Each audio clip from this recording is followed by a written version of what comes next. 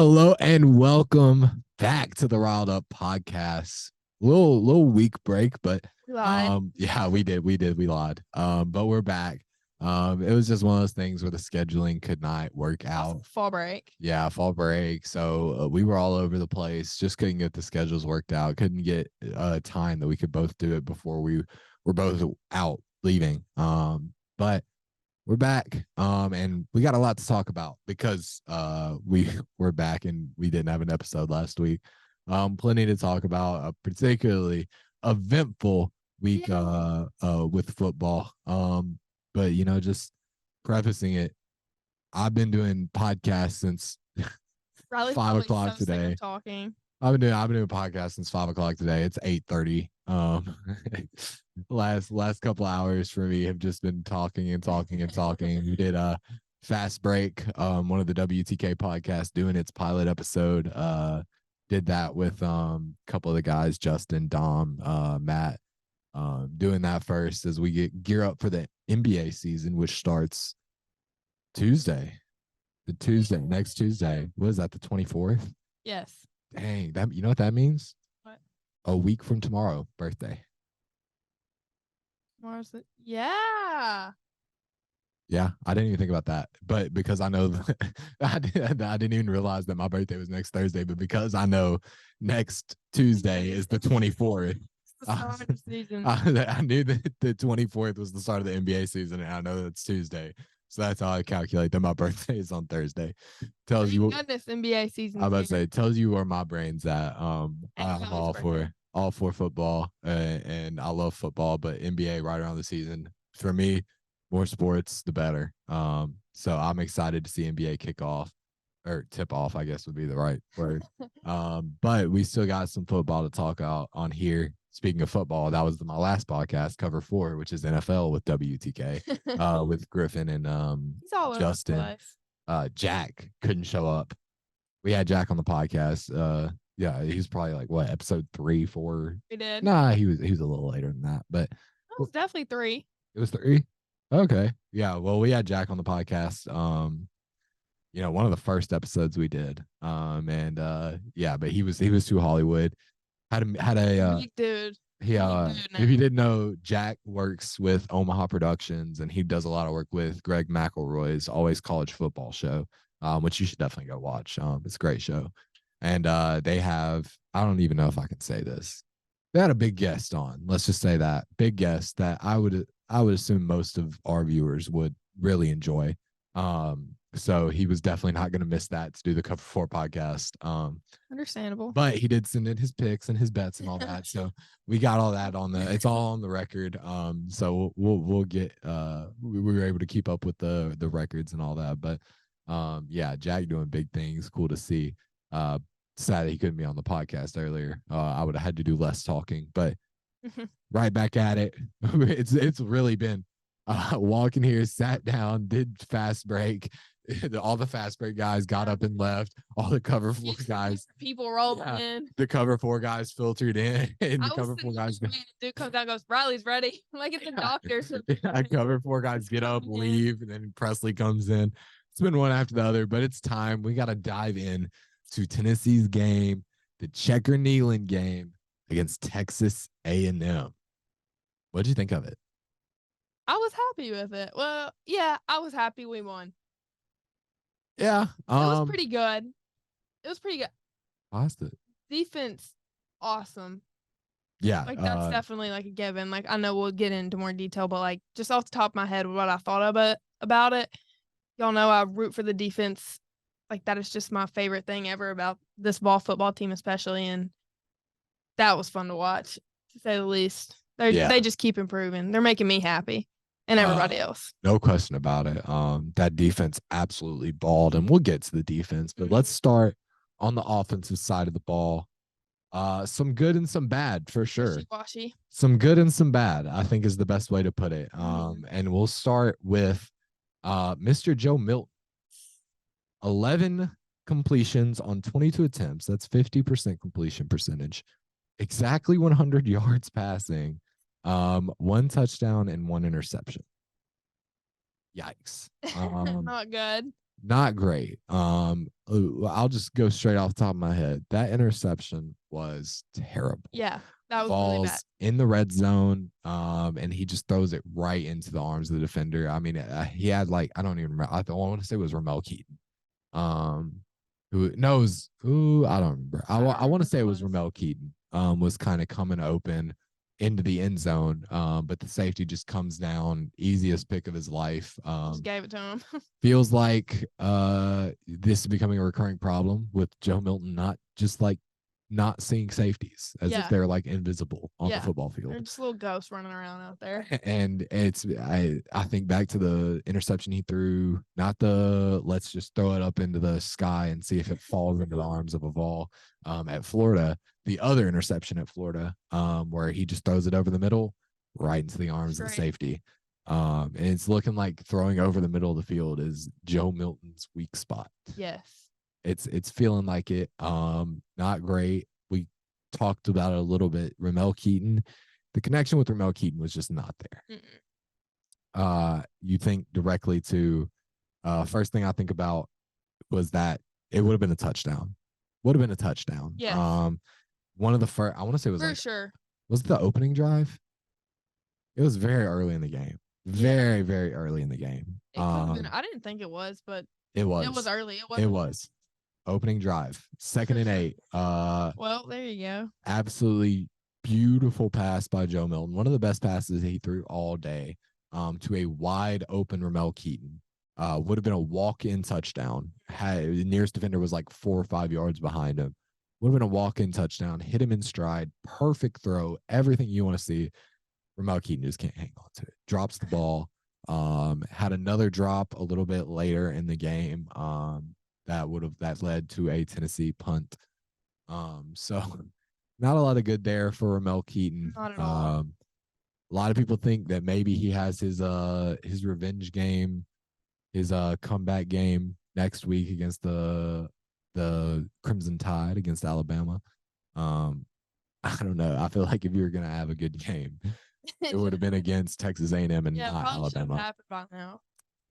So Ramel Keaton, that's a little rough. But there was some good to speak of on the offense, for sure. And while we're sticking with the passing game, worth shouting out the tight ends who were outside of Chaz Nimrod, probably the most reliable receivers throughout the night. McCallan Castles, 2 catches for 24 yards.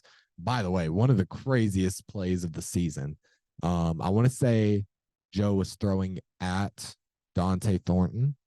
Dante Thornton, the ball kind of gets there. He gets hit as he's catching the ball. The ball pops up in the air. McCallan Castles comes down with it and runs for the first.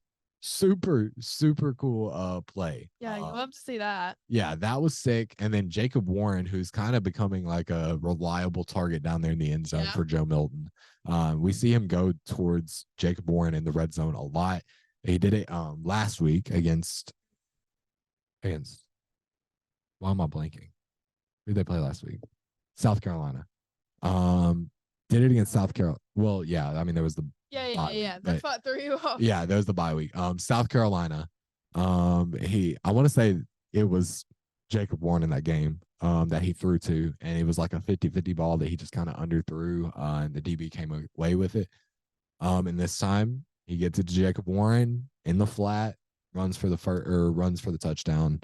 That was his only catch of the night, but certainly an impactful one, and Tennessee's only passing touchdown in the game. But the good part of the offense, I know we said a lot of bad. The good part of the offense, Tennessee's rushing attack. Oh my gosh. Say it with me. Jalen Wright, man. Jalen Wright. I have been harping on it. I'm just like so happy for you. I've been harping on it, and I've been saying Jalen Wright is a baller. Let's talk about this Texas A&M. Texas A&M rushing defense. All season, they've been one of the best rushing defenses in the league. Yes. Combined with, what were the 3 teams? Jack Foster, just talking about him, had a great tweet about it. Who is that? I switched to type in Jack Foster. I forget that that's not exactly a rare name. So, all these random people. Jack had a great tweet about it. Actually, I think I retweeted it, so it's probably easier to find on my page. Yeah, here we go. Jalen Wright had more rushing yards against Texas A&M, 136 rushing yards, than Jace McClellan, who running back for Alabama, Raheem Sanders, running back for Arkansas. Consensus, probably going to be the first running back picked in this next NFL draft. Rocket Sanders, Raheem Sanders, and Jarquez Hunter, who is Auburn's head running back, combined. All three of them combined had less rushing yards than Jalen Wright had by himself. He's the man. He is the man. Jalen Wright is a baller, in case you didn't know. Here's another stat. The whole team, Alabama, Auburn, and Arkansas combined for 209 yards against Texas A&M on the season. Tennessee, 232 by themselves. Another stat courtesy of Jack Foster. Let's go. Absolutely insane rushing attack for the Vols. Yeah. And it came from everywhere. Jalen Wright, talked about him, 19 carries, 136 yards, 7.2 yards per carry. Didn't get a touchdown because there weren't many touchdowns scored in this game. Jabari Small, 12 carries, 42 yards, 3.5 yards per carry. Joe Milton, 8 carries, 34 yards, 4.3 yards per carry. And then Dylan Sampson, 9 carries for 25 yards, 2.8 yards per carry. All of them getting the ball and doing good things with it. And Jalen Wright, man, 7.2 yards per carry. It feels like every game he has 5+ yards per carry. He just uber efficient. And is probably the most underrated running back in the country. I think this was like his fourth. I want to say like fourth game in a row that he has not had, or that he has had over 100 yards. Like, I think in a row. I think it's 4. Might be all season this year already. It might not be all season. Hold on, I'll pull it up right now. I put it in my sports report.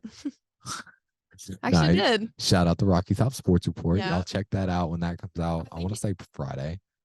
Let me look at these game logs. Which is crazy because I'm not gonna lie, I was not hating. I did not hate on him. I never have, and I never doubt on him. But like, he's just doing so much better than I thought he would. I'm gonna be honest. He's only had 2 weeks in a row with over 100 yards. 2? Yeah.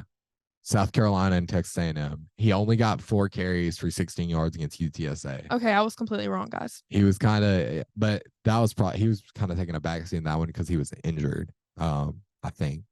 I want to say, yeah, he was injured in that game. And it was kind of questionable if he was going to be ready for South Carolina. Had 16 carries for 63 yards against Florida, 13 for 118 against Austin Peay. It's 4th time this year. And then, 12 for 115 against Virginia. Yeah. So yeah, four times this season that he's eclipsed 100 yards rushing. And that's where the Vols offense came from. 232 yards on the ground, 100 yards in the air. And I think I liked what I saw when Joe Milton was running the football. I think there needs to be more of that. There needs to be more designed runs for him. I agree. He's been balling when he gets those designed runs, and he genuinely I think should be getting more and less throwing over the middle. Please. Yes, please don't do that anymore. The throwing over the middle. So, I don't know. It's just so frustrating. Yeah. It is so frustrating. It's frustrating. I'm like sick of seeing it. Everybody is over and over again, and I was tired of the screen passes and stuff. Oh we my got gosh. less of that. What I said was throw it outside the hash marks. Throw it down the field outside the hash marks. We need more of that. We're not getting that much of that. Less throwing over the middle, less throwing behind the line of scrimmage, more getting it to your playmakers outside the hash marks. That's what I want to see. That being said, there was some good, some bad. Talking about the offense.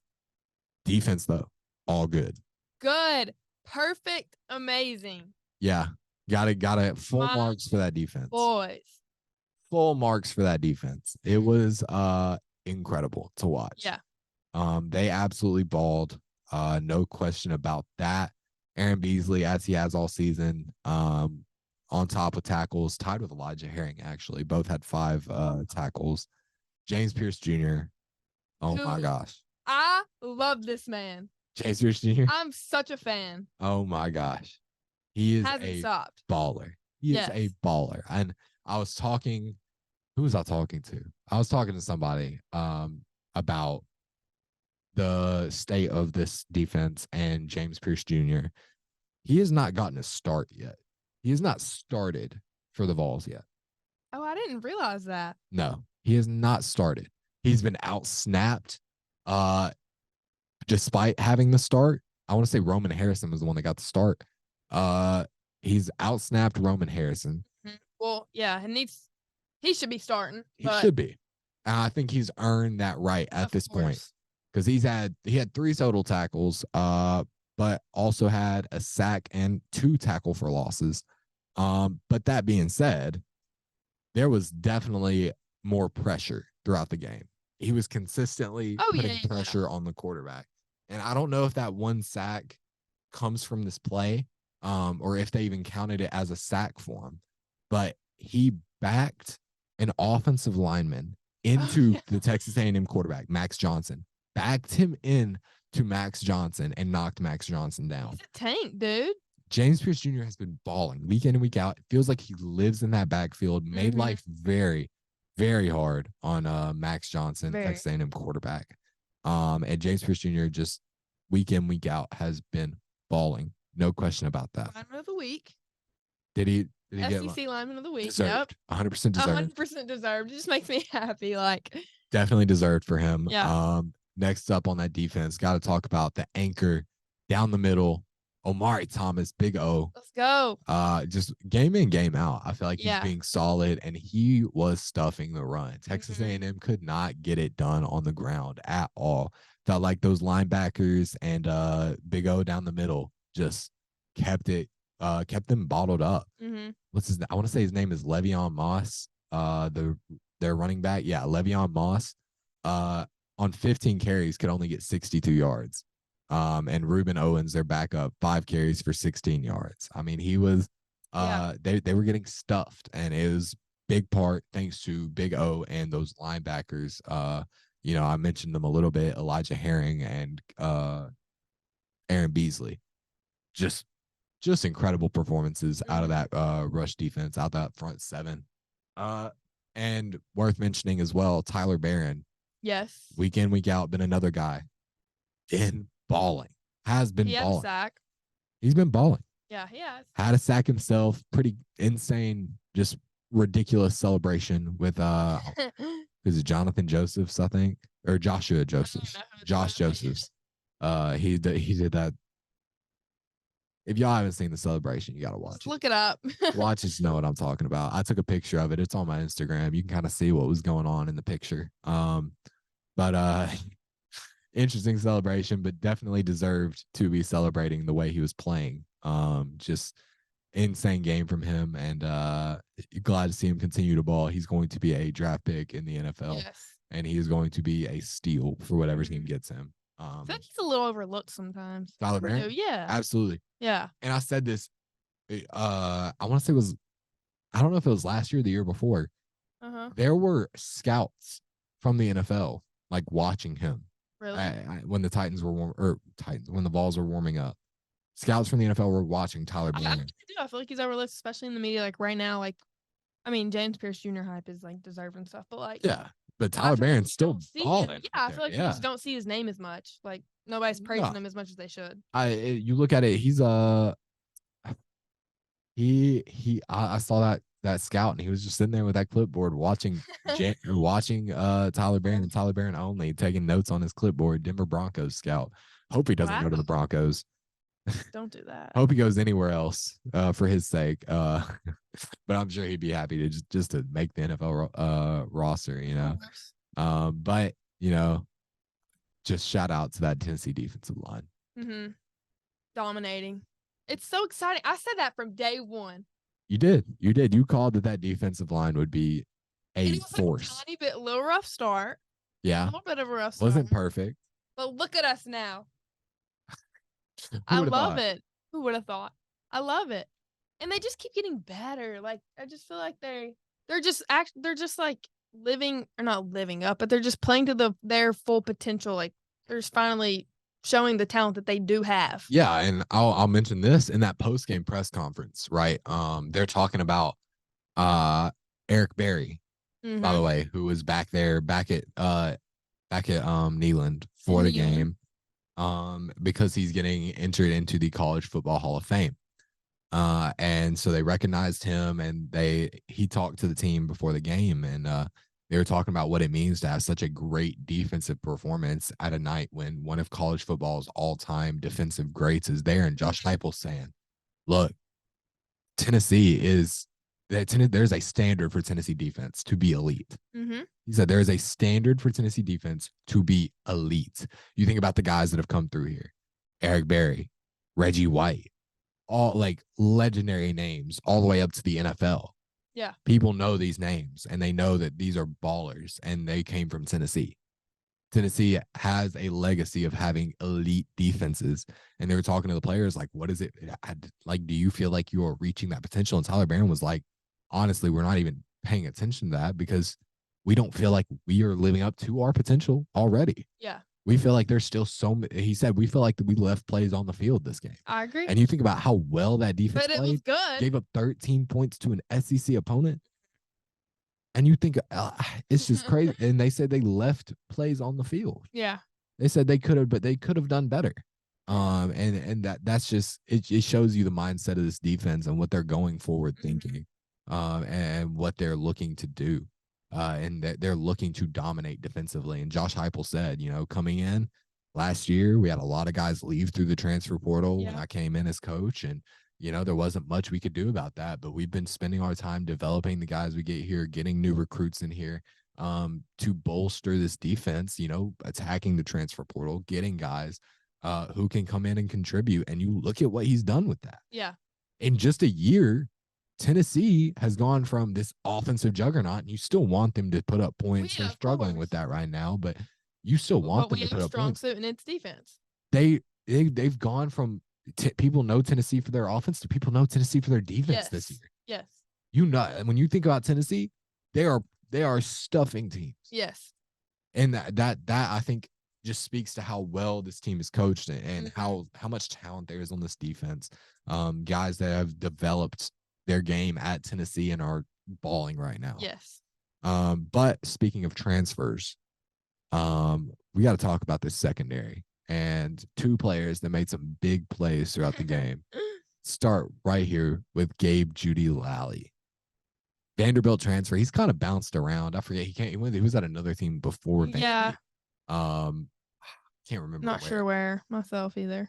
I don't remember where he started. But transferred in from I know the Tennessee Athletics page will say, oh, BYU. No, he was at BYU last year. He was at Vanderbilt previous to that. So he went from Vanderbilt to BYU to Tennessee. And that's another thing. They were talking to him in the post-game press conference about this upcoming game against Alabama and what that means. And he was like, and they said, you've played in so many rivalry games throughout your career. You've been to so many places. There are so many rivalry games. Do you feel like you're prepared for this? Or how have you been reacting to, having this big game, the third Saturday in October that you're about to play in? And Tyler Barron cuts in. He goes, look, Gabe, this guy, he's all Vol. He said he's fired up for it. And Gabe Judy talked about it. He's like, yeah, I'm fired up for this. And I can't wait to go out there and try to put on the best defensive performance that we can. And it came through in this game.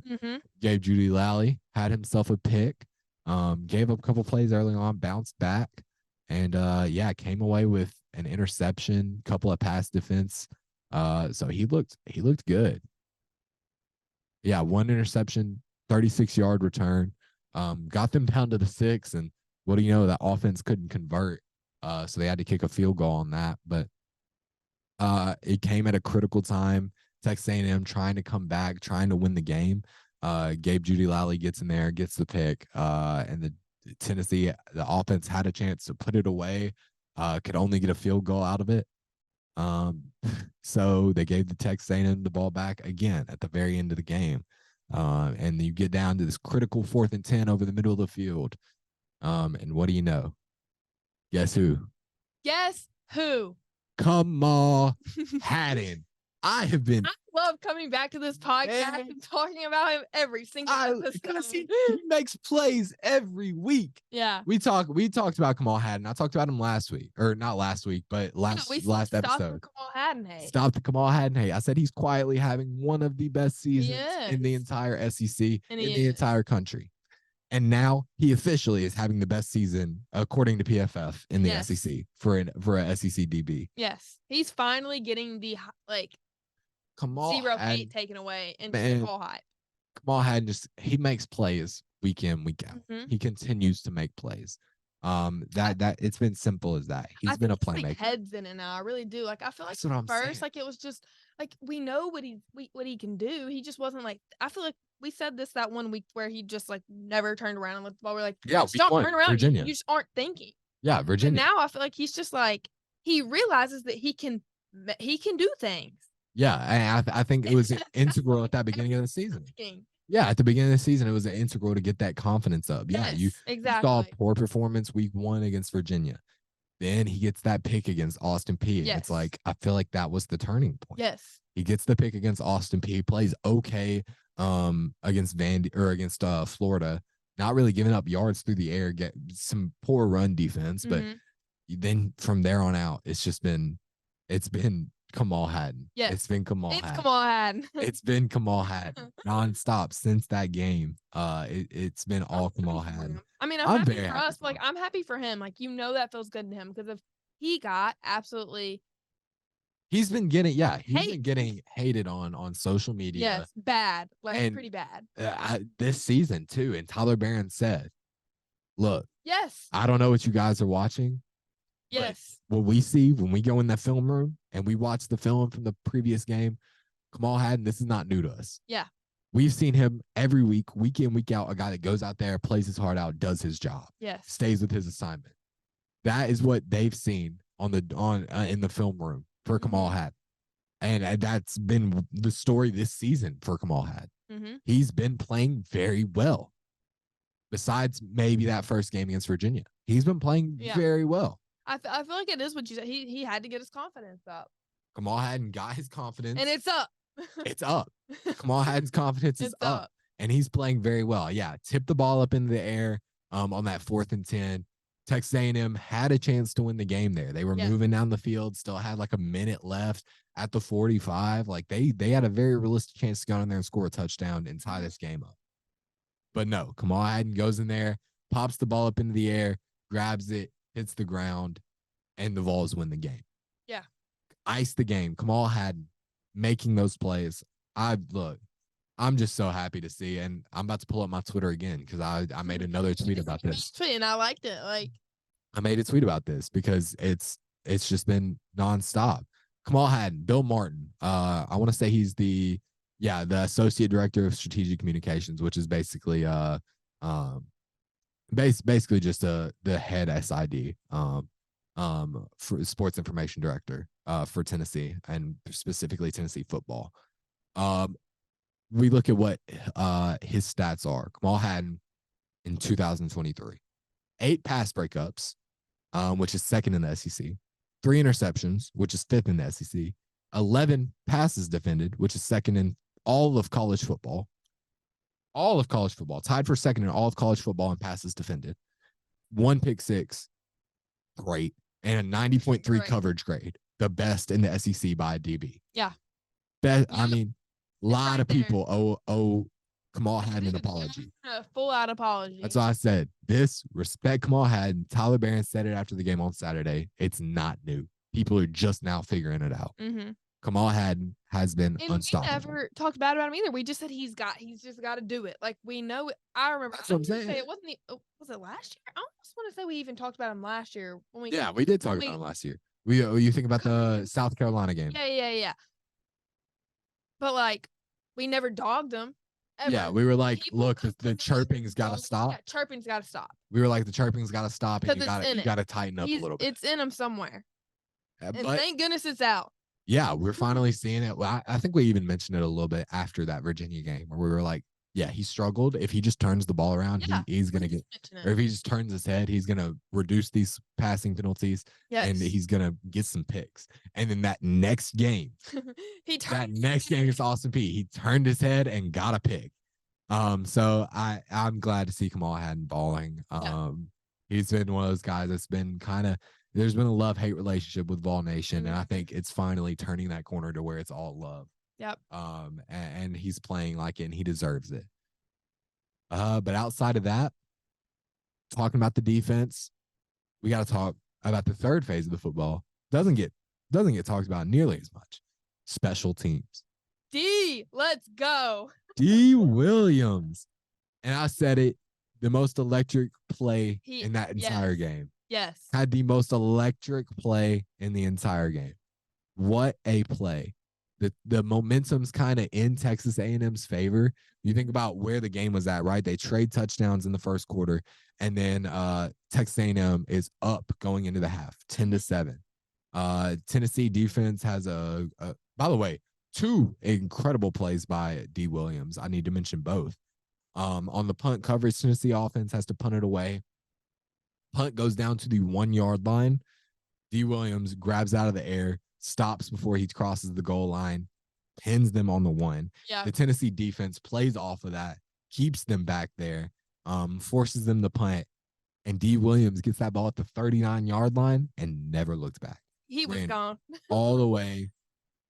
Free touchdown. And that, I think, was the point at which the momentum shifted in the Vols' favor. I agree.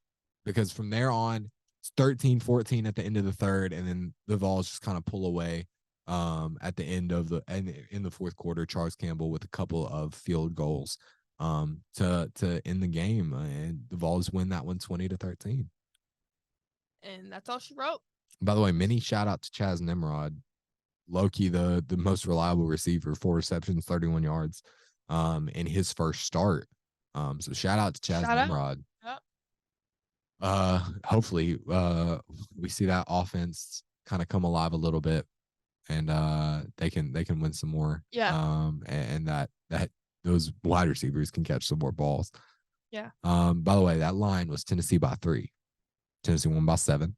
Thank you. Over under was 54.5. Not even close. Total score on that one was 33. And then that attendance, man, 101, 915, 100% attendance. It was awesome. Neyland Stadium was packed up. Great. It did. Checkerboard was just as beautiful as always. Besides that little corner of maroon, whatever. Yeah, maroon, I guess. Besides that little corner of maroon up there at the top. Yeah. And in their little designated section that they get. They were just Texas. I just want to say this. Texas A&M fans. I was walking to class on Friday. Mm. There was like a group of it was like 3 old men and like 3 old women, and they were all in their like Aggies like shirts and stuff. Mm. They stopped and goes. It was right out there, right outside. How do we get to Neyland Stadium? I was like, first off, you're literally right beside it. Second off, why are you asking me? I was like, find it yourself. I was just like, just follow the sidewalk. You're mean. That's all. You're so mean. Why are you here a day early? Why do you want to see Neyland so bad? They want to see Neyland. Okay, well then, because that's a landmark of college football. Look up. There she is. They were outside of CCI. Be nice to them old people. They weren't that old. Oh my gosh, they were not our parents. Whoa! Not our parents. Wow! Y'all heard that? Y'all heard that? I know y'all heard that. They weren't like college students. Like they were just like older people. Mm. They were like in their 40s or 50s. Yeah, they're probably in their 50s. Okay, sure. Not our parents. They just weren't our age. My experience, and I think there was a big group from Chester County that came up for the game, and I think the kind of consensus was like these are like the nicest SEC fans. They're a little weird. They're a little odd. Yeah, I agree. They weren't, but they're nice. They're nice fans.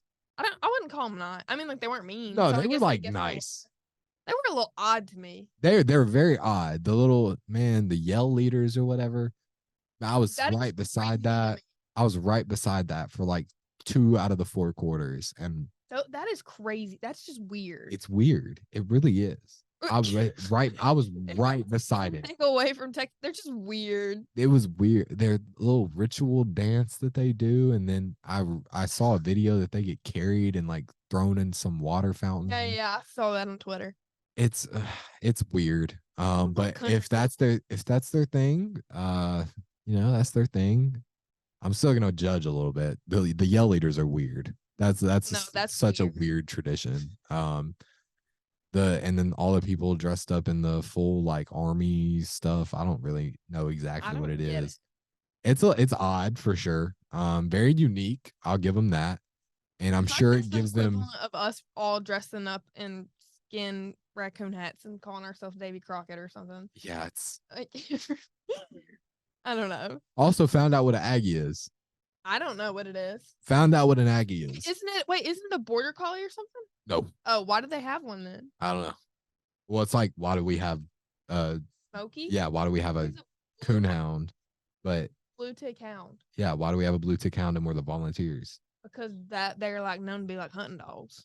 Yeah, but what does that have to do with volunteers? Because we're country. Nice. Nice. That was nice. Good job. Good save there. Yep.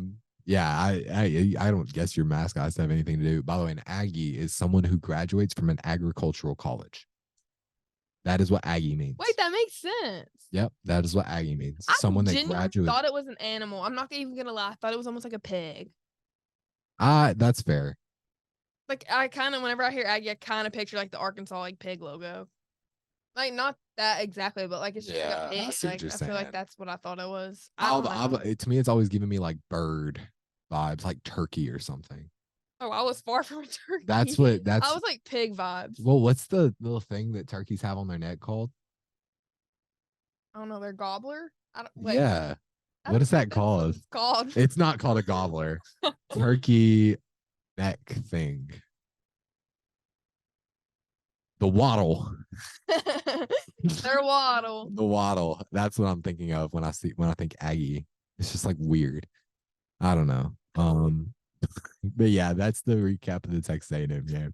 Shout out D. Williams. They were talking about him maybe getting snaps on offense in the post-game presser. He said when those opportunities come, he'll be ready. And right now, that offense needs something. Yes. Outside of Jalen Wright and Jabari Small and Dylan Sampson, they need something. Yeah. And hopefully D. Williams can be that, whether it's as a wide receiver or whatever. But this weekend. Big weekend. It's the third Saturday in October. Everybody take a deep breath. It's going to be okay. Man, I love it. It's Bama hate week. Always falls around my birthday. Third Saturday in October. Bama. I told this story, how I was born during a Bama game. Yeah. So that's sick. So I feel a personal attachment to this game. I feel a personal. The stars were aligned when this happened. And beyond that, it's to this day one of my most cherished memories. And best one thing I will never forget. I have to say this. I low key feel like we kind of got to not forget about it. No, don't forget about it. Not forget about it, but we've got to it's new season. Use it as motivation. Game. Well, yeah, but think about your guy. Big game. Guy that led you to that win. Hendon Hooker goes down. Now you got to win. No, I'm not saying like that. I'm just saying. And you got to think. Go in with a high head. You won last year. Now you got to prove it. Last year, you won by a field goal. Alabama's kicker missed a field goal. You barely won that game. You barely came out of England with that game. Two totally different teams. Now prove it. Prove that Tennessee is back. That, I think, needs to be the mindset. You know what you did last year. Now prove that Tennessee is back. Yeah. Make sure. I was like, you flipped it. But yeah. Yeah, I think. I just meant we can't come in almost on a high horse. Yeah. I think that's fair. And you look at ESPN's FBI, 76.5% in favor of Alabama. What's new though? What is new? Let's look at some comparisons right here between these quarterbacks. Yeah, I want to know this. Joe Milton, 112 of 182. Jalen Milroe, 85 of 132. Joe Milton, 1,264 yards. Jalen Milroe, 1,397 yards. Joe Milton, 10 touchdowns, 4 interceptions. Jalen Milroe, 11 touchdowns, 4 interceptions. Jalen Milroe is playing his best ball of the season right now. Yeah. Joe Milton is playing his worst ball of the season right now. So the quarterback matchup doesn't give me a ton of hope. Yeah, no, not me either. But let's move on to some team stats, right? Total yards of offense. Tennessee is at 443. Alabama, 367. Total yards passing, 212 for Tennessee, 219 for Alabama. Slightly better there, 7 yards better. Yeah. Tennessee's yards rushing. By the way, this is per game. I thought I should have mentioned that. Per game. 231 yards rushing. Alabama, 148. Not even close. Let's talk about these running backs. Yeah. Jalen Wright, 80 carries, 571 yards, 1 touchdown. Jace McClellan, 95 carries, 15 more carries, 454 yards, 120 less yards, but 2 more touchdowns because they don't give Jalen Wright touches in the red zone for some reason. Yeah. But then you look at these wide receiver comparisons, and it's looking rough. Yeah, that's Squirrel Wright, 29 receptions for 305 yards. Jermaine Burton, 19 receptions for 446 yards and 4 touchdowns. Yikes. Cool. But let's talk about these defenses. Right now, Tennessee's defense actually worse than Alabama's. 303 yards allowed to Alabama's 292. And the disparity comes through pass yards allowed. 197 yards through the air, 187 yards through the air for the Crimson Tide. And yeah, if we talk about some history about this game, I want to say it was 83 or something. 83 or something like that. 1983? Yeah, 1983. Tennessee wins against Alabama, breaks a losing streak against Alabama. I can find this tweet because I know I liked it. Or no, I bet it's in my messages. Yeah, here it is. 1982, Tennessee ends a double-digit losing streak to Alabama, tears down the field goal. 1983, Tennessee beats a 1-loss Alabama team on the road. 2022, Tennessee ends a double-digit losing streak to Alabama, tears down the field goal post. Stop. 2023, they play a 1-loss Alabama team on the road. Look, guys, I'm a little nervous. I don't like to lie, but I don't like to put much stock into things like that. Yeah, no. But sports have a weird thing where they like to repeat themselves. They do. Sports has a weird thing where it likes to do stuff like that. It does end up happening. And you look at what Alabama's done in their last couple games. Arkansas beat Arkansas by 3 points. Beat A&M by 6 points. Beat Mississippi State by a lot, 23 points. Beat Ole Miss by 14 points and beat USF by 14 points. Alabama looks vulnerable. Yeah. This is a game that Tennessee can win. Yes, they can win. I have full confidence that we can. This is a game that Tennessee can win. And you look at Tennessee's consistently giving up about somewhere in the 20 to 13 point range. They're consistently giving up that many points. Mm-hmm. And I would almost argue that South Carolina's offense is about on par with Alabama's. And that's what I was looking at before this. I was looking at Alabama's offense, but Alabama's not going to be able to move the ball on the ground. Because that's what our most exciting thing is, their defense. That they're not going to be able to move the ball on the ground. And if the defensive secondary can be as opportunistic as they have been, or as they were last week against Max Johnson and Texas A&M, Tennessee will win this game on the road. Yes, I agree. Tennessee will win this game if the defense can be opportunistic and Joe Milton plays well. Yeah, that's my only concern. Because right now, you look at Tennessee, what are you thinking? If you're the opposing defensive coordinator, Presley, and Tennessee is coming to play you, what are you going to do? I'm not going to be scared. But specifically, what would you target?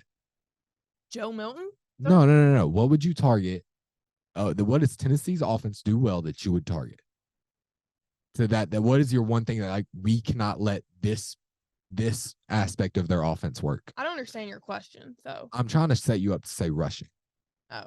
You cannot I let don't think Tennessee you were run the explaining ball. that right, guys. I'm such a dumb I guy. think I was, and she just missed it. But if I'm an opposing defensive coordinator, all I'm thinking is stop the run. Okay. Stop the run. Make Joe Milton throw the ball. Because then what? We see what happens when Joe Milton throws the ball. It's not. It's not ideal.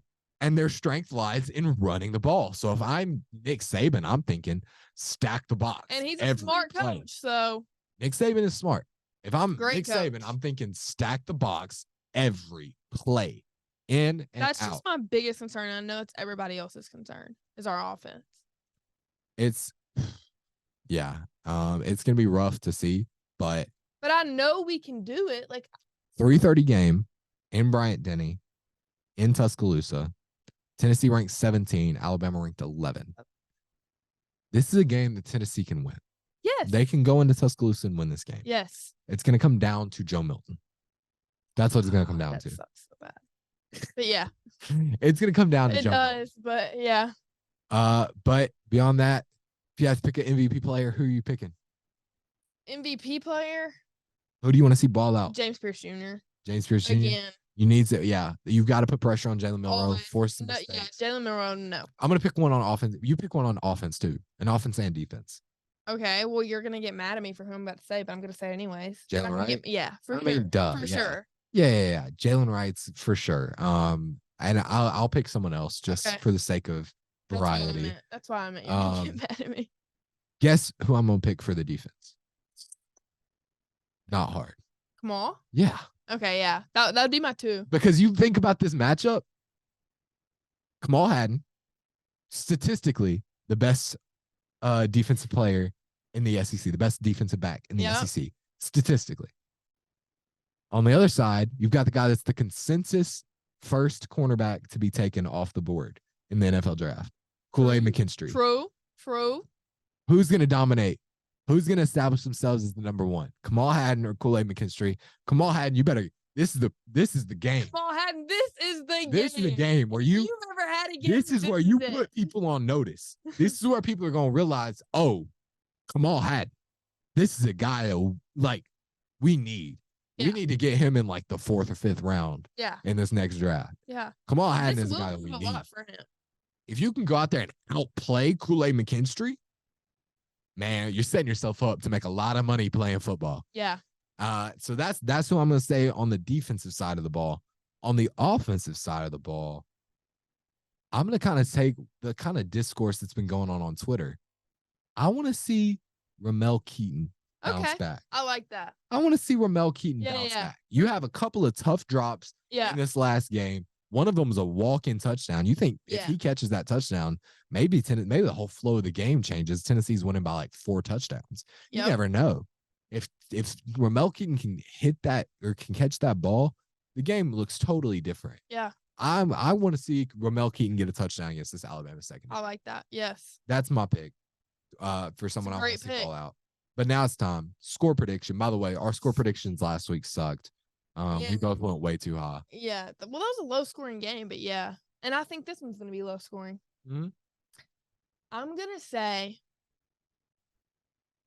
26-20 us. 26-20 Vols. Wow. Yeah. Okay. Going a little big. Not really, but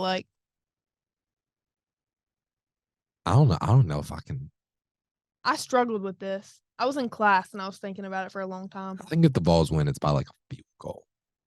It's gonna be close. Yeah. I agree with that. I'm feeling. I don't know. I just want to. I'm feeling. This is tough. You're right. This is tough. Yeah. Now you know how I feel every week. Even though this is how I feel every week. I sit in front of my screen and I'm just like. I'm gonna say 27-23. Okay. Let's say 27-23 Vols. Okay. And I'm also going to call my shot. Ramel Keaton's going to catch a touchdown. That's what I want, too. and the defense will come away with a pick. Okay. Locking her in right now.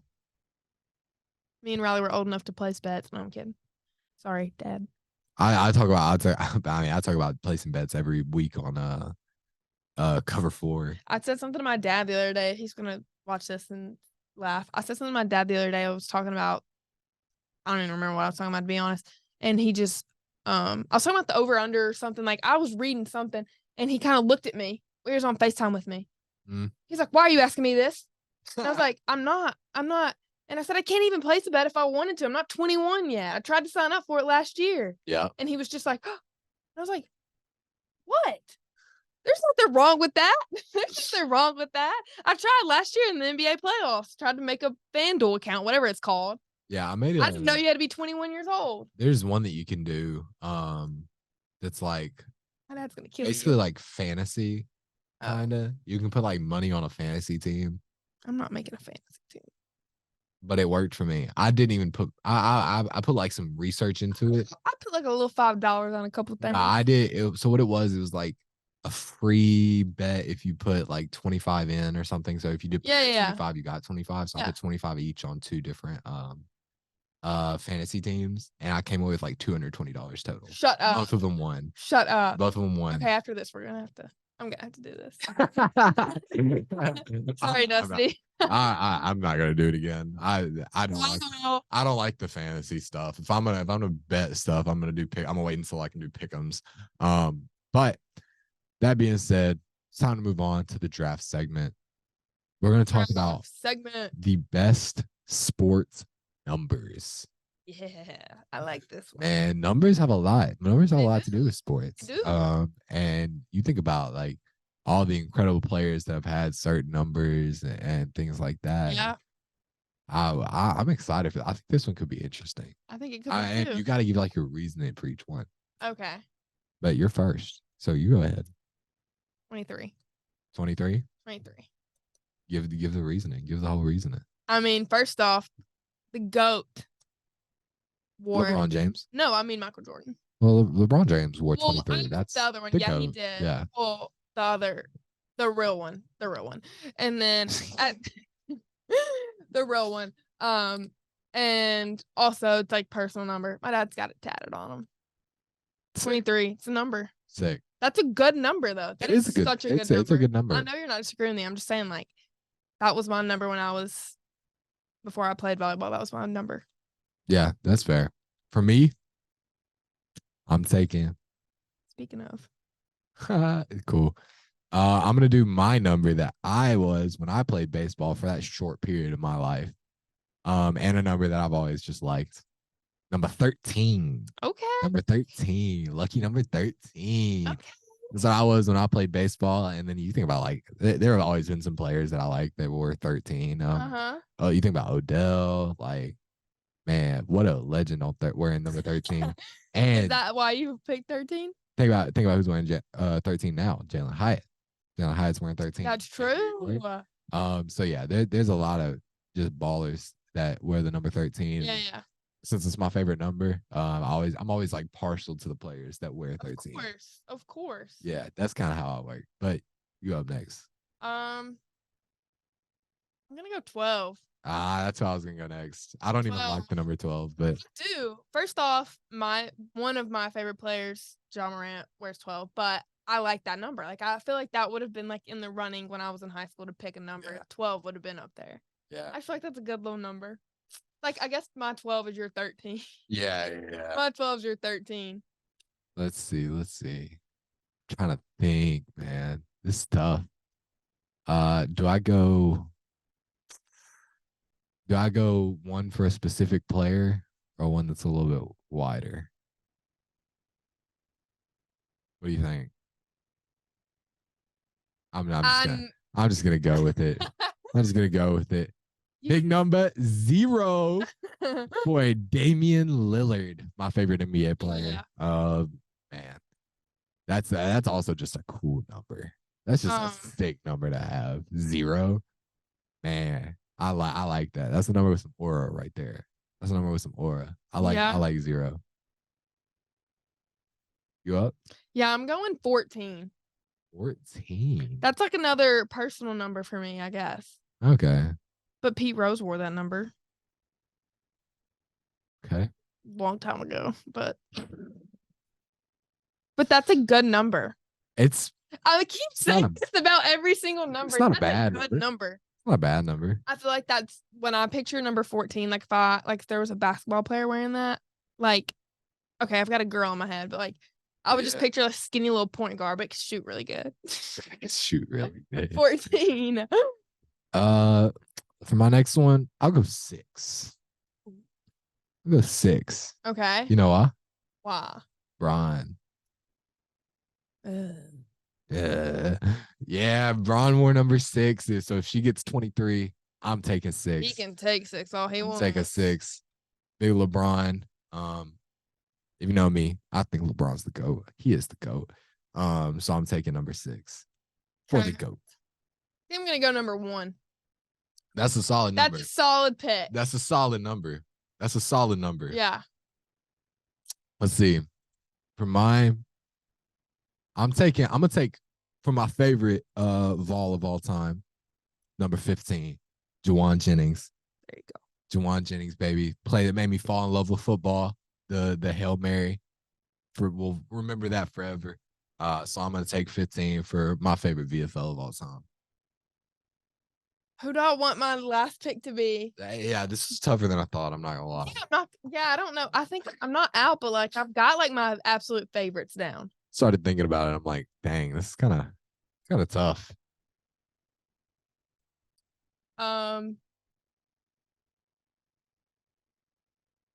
Give me what is a number I like? So what's a good number?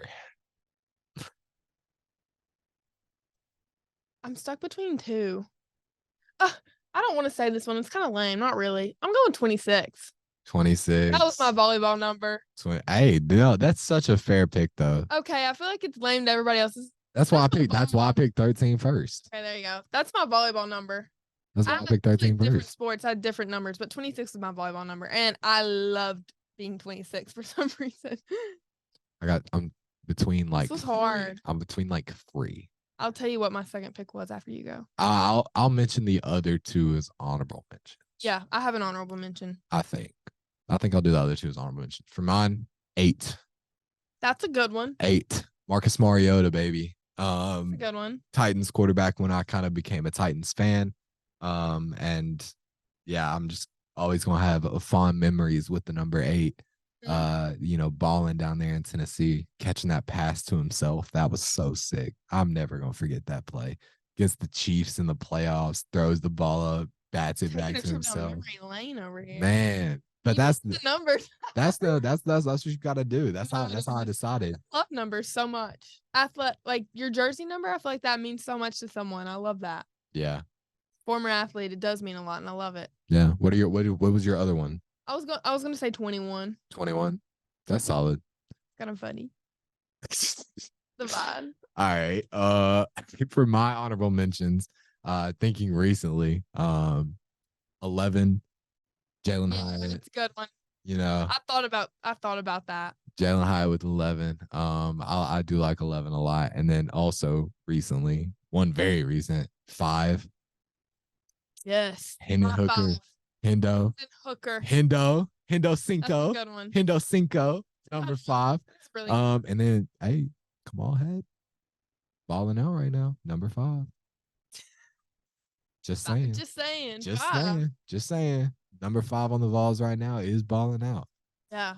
Number 5 on the Vols has been balling out. Oh, worth mentioning, 0, by the way, also Jalen Wright's number. It's true. Beyond just having some aura. I was like, did nobody pick it? I thought beyond just having some aura. Number 0. That's 0 and 1 both got the aura. Dame and Jalen Wright. My favorite player in college football and my favorite player in the NBA right now. I just meant like overall athletes, but yeah. Let Riley make this about.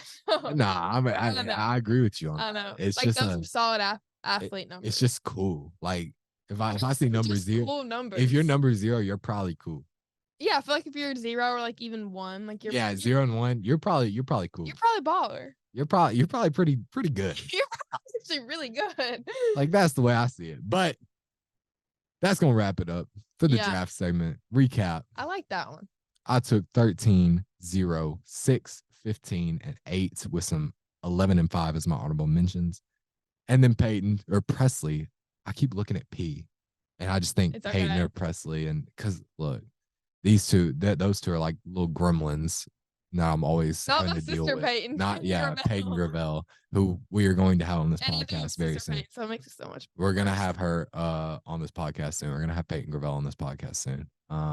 But Presley picked 23, 12, 14, 1, and 26, which by the way, 26 would have been an honorable mention for me if you hadn't picked it. Just because that's my birthday. Oh. We were just talking about it too. Riley's favorite Chester County volleyball player. My favorite Chester County volleyball player, number 26. I mean, your reaction because of me? Because of me? No. No. No. Sorry, forgot. Happy birthday. Thanks. Now we honestly might be recording the next episode on my birthday. Yeah. I'll light a cake and blow the candles out. That'll be fun. But that's gonna be it for this episode of the Riled Up podcast. We appreciate you all for watching so much. Thanks for listening to us rant about Tennessee football and give our predictions and whatnot. Listen to our ridiculous draft segments where we draft all kinds of things, and Presley's are even weirder, some of her ideas. So you will see those pretty soon because we're running out of ideas. So thank you all for watching. We're going to catch you next week for sure. We're going to do it. As long as you don't like leave Knoxville for some reason. I'm not gonna leave Knoxville, and there we go. I won't get sick. So locked in. We're doing it next week. But thank you all for watching. We are going to see you next week, and we appreciate it. Bye.